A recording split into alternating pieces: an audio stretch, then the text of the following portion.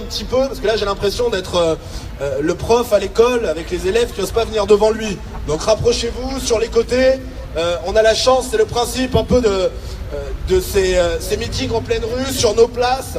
C'est aussi de se réapproprier notre espace. Donc voilà, rapprochez-vous et amenez un petit peu de chaleur autour de moi. Je regardais tout à l'heure les photos de Mélenchon.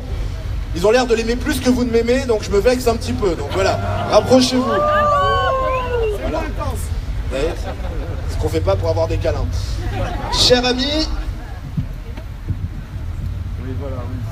voilà. Cher ami, merci à tous de votre présence. Merci aussi, et je commence toujours là-dessus, à tous nos bénévoles, à tous nos militants, à mon directeur de campagne Jean qui s'active et vous dit de vous rapprocher, à mon suppléant Philippe Semama. Je ne vais pas me lancer dans l'énumération de nos militants, de nos bénévoles, parce que évidemment j'en oublierai la moitié, mais je remercie évidemment tous ceux qui ont pris du temps pour que cette réunion soit possible, et je crois qu'ils méritent vos applaudissements.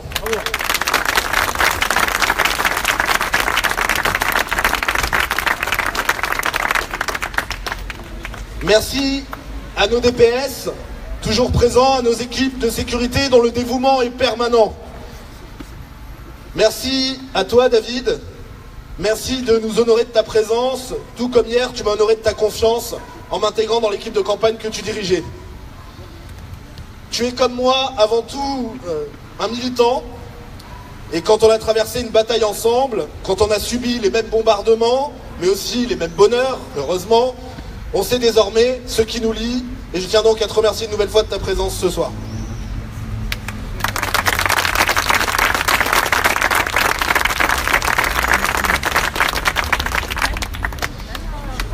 Alors, comme il y a du vent, normalement, à un moment, je vais dire des choses qui s'enchaînent mal, parce qu'une feuille se sera envolée. On va essayer de tenir. Alors nous voici déjà à notre deuxième réunion publique. La bonne nouvelle, c'est qu'on est plus nombreux qu'à la première. Donc ça a l'air de fonctionner plutôt pas mal. Et nous voici surtout déjà à 11 jours du premier tour de ces élections législatives. Déjà beaucoup de chemin parcouru.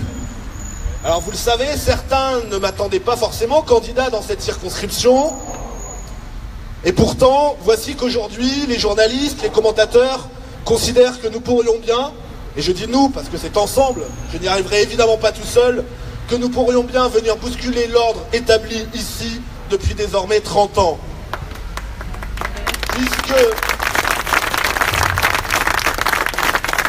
Puisque le sortant, qui sera bientôt, nous y travaillons, je l'espère, le sorti, est élu depuis 30 ans et brigue désormais, je me suis trompé tout à l'heure, j'y étais presque, j'ai dit un 6e, non, un 7e mandat. Vous aurez tous compris que je parle évidemment de Rudy Sall. Rudy Sall, investi LR, UDI, Estrosi.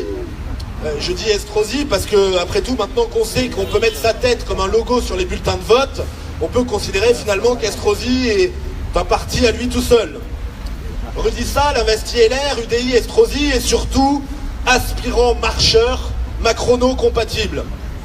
Alors, cet après-midi, il se trouve qu'avant de vous rejoindre ici, nous avions le débat Nice Matin pour notre circonscription. Et là, je dois reconnaître que nous avons assisté à une scène proprement surréaliste. On a vu le candidat En Marche, le candidat Macron officiel, M. Roussel, se faire disputer le brevet de macronisme par Rudy Sall. C'était particulier comme ambiance, on avait l'impression de les déranger un petit peu. C'est moi qui connais le mieux Emmanuel. Non, c'est moi. Oui, mais j'étais En Marche, moi, dès le début. Ah oui, mais moi, je lui parlais déjà quand il était ministre. J'ai vu arriver le moment où ils allaient se montrer qu'ils avaient eu un SMS pour leur anniversaire. Voilà. La scène était surréaliste. Pourquoi? Parce que simplement, et il ne s'en cache même plus, Rudy Sall, lui, c'est le candidat Macron officieux. Cet après-midi, vous l'auriez vu, quand il parlait de Macron, il avait les yeux qui brillent. L'émotion s'emparait de sa voix. Bon, ceci étant, je serais personnellement à la place de Macron, je me méfierais de la fidélité de son nouveau fan.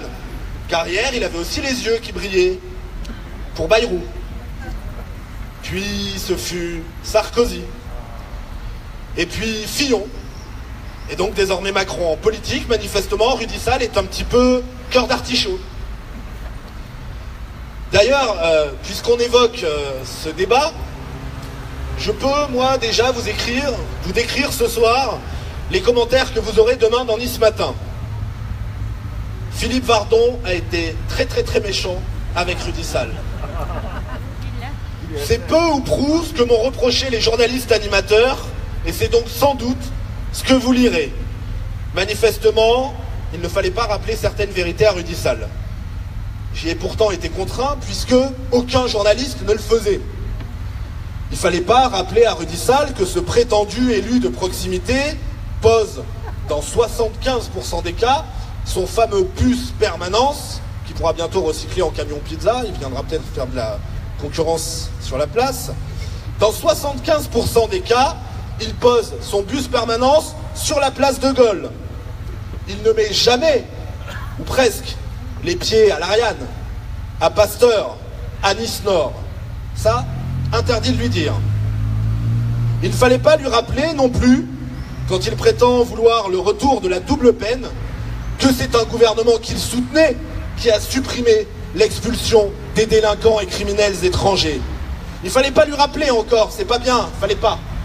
Il ne fallait pas lui rappeler que quand il prétend lutter contre l'islamisme, il ne fallait pas lui rappeler que lui-même est totalement empêtré dans les complaisances, dans les compromissions, et même parfois dans la complicité avec des organisations islamistes telles que l'UOIF. Il ne fallait surtout pas rappeler que le conseil municipal de Nice a subventionné l'association de jeunesse de l'UOIF. Il ne fallait surtout pas dire que la ville de Nice a installé des mosquées UOIF dans des locaux municipaux. Il ne fallait surtout pas rappeler qu'en 2007, Rudy Sall, tout sourire, se promenait aux côtés de monsieur et madame Estrosi dans la mosquée centrale de l'UOIF, à l'Ariane, celle où désormais nous avons aussi le premier collège islamique de notre département. Il ne fallait rien dire. Il ne fallait pas rappeler non plus, quand il parlait des raisons internationales de la poussée islamiste, que c'est le gouvernement qu'il soutenait qui a déstabilisé la Libye et qui a permis que les islamistes y prennent le pouvoir sur des portions entières du territoire. Il ne fallait pas rappeler non plus les liens entretenus par ce même gouvernement avec le Qatar. En fait, il ne faudrait rien dire.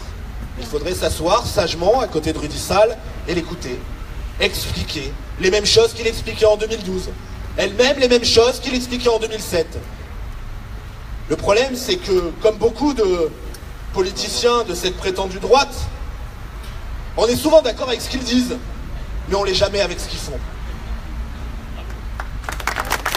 Eh bien, il fallait donc rien dire. Il fallait laisser passer les mensonges, s'aligner les uns derrière les autres, en étant bien policés. Eh bien moi, je serai toujours celui qui, dans ces débats, dit la vérité. Celui qui vient la crier au visage des puissants. Et je sais que c'est aussi pour cela que vous me soutenez.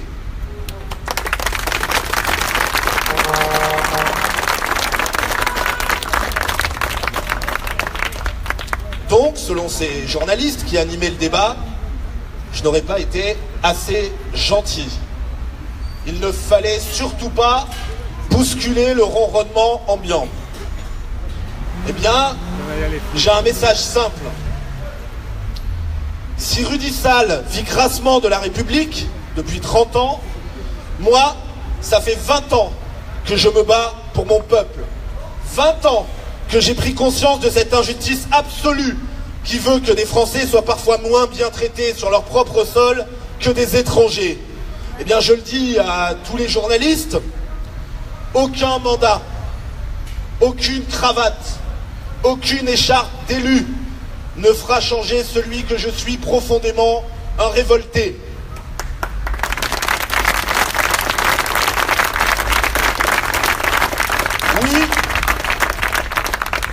Oui, je ne deviendrai jamais un Rudy Sall.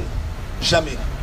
Sursautant quand on hausse le ton, se cachant derrière la technicité des dossiers pour faire oublier son absence de conviction profonde. Un élu que plus rien ne met en colère, qui ne vibre plus pour rien, qui ne s'offusque plus, qui ne s'insurge plus.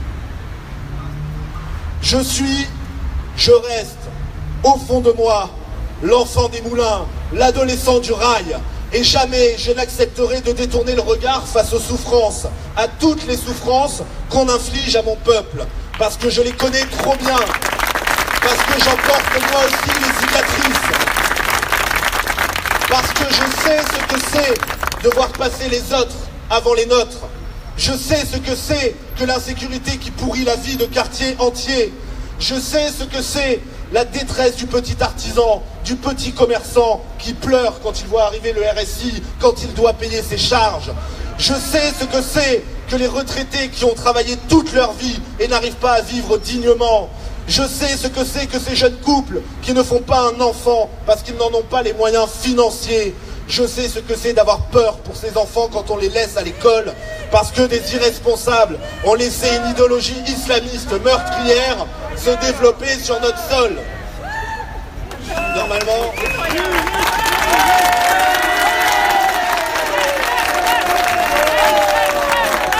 Ne vous inquiétez pas, il y en a des bien plus gros avec des voix bien plus graves qui ont déjà essayé de parler plus fort que moi. Moi, tout cela, je n'y résous pas. Je ne l'accepte pas. Avec Rudy Sall, vous l'avez compris, pour le renouvellement, on passera. Pour les convictions, idem, et pour l'action aussi. 30 ans de mandat, c'est 30 années inutiles pour le pays, mais aussi pour notre circonscription et ses territoires. Si demain...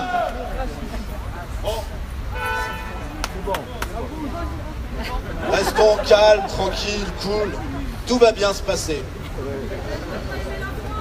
30 ans de mandat avec Rudy Sall, c'est 30 années inutiles pour le pays, mais aussi pour notre circonscription, mais aussi pour nos territoires.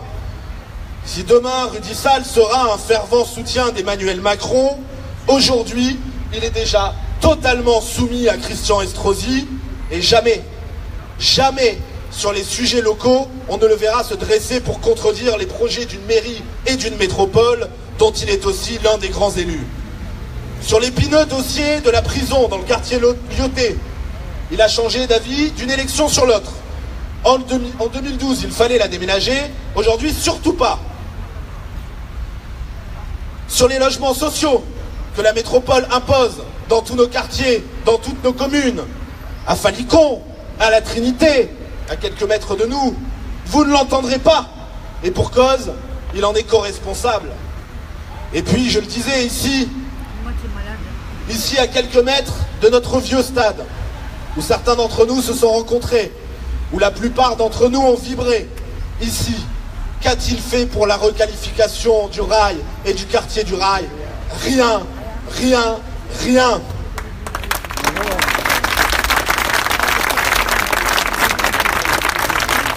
Le projet à l'origine était de 80 logements seulement. Ce sera finalement 300. La surface commerciale de Carrefour a augmenté de 1000 mètres carrés pour atteindre désormais 3800 mètres carrés. Bien, vous voyez, tous ces petits commerces qui entourent notre place, tous ces commerces qui font la qualité de vie de ce quartier, de ce secteur, tous vont en pâtir. Et je vous le dis gravement, cette nouvelle implantation va tout simplement tuer les petits commerces de notre quartier. Je ne le veux pas. Je sais que vous non plus. Alors pour cette bataille, comme pour tant d'autres, les habitants de la 3e circonscription ont aussi besoin d'un député libre, d'un député qui tiendra tête à Estrosi et sa clique, d'un député qui sera à leur côté. Je serai ce député. Vous me connaissez, vous le savez, vous pouvez compter sur moi. Je suis un élu enraciné, un élu expérimenté, un élu engagé. Demain, c'est toute mon énergie que je mettrai à votre service pour vous défendre, pour vous protéger, ici face au système Estrosi et à l'Assemblée face au système Macron et son projet politique dangereux.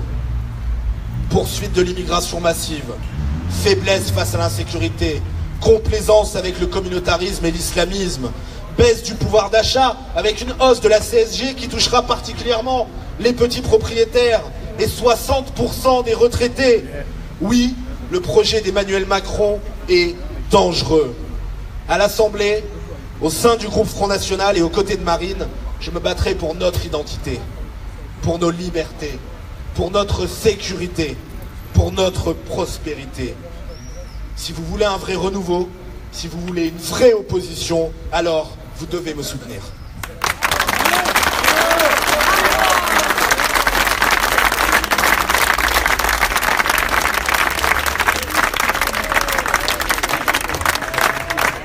Mais, merci à tous, presque tous. Merci à tous de votre soutien. Je cède désormais la parole à celui qui est un exemple pour nous tous. Militant parmi les militants, issu de la base du mouvement. Il me fait l'amitié de venir m'apporter son soutien ce soir. Il est militant depuis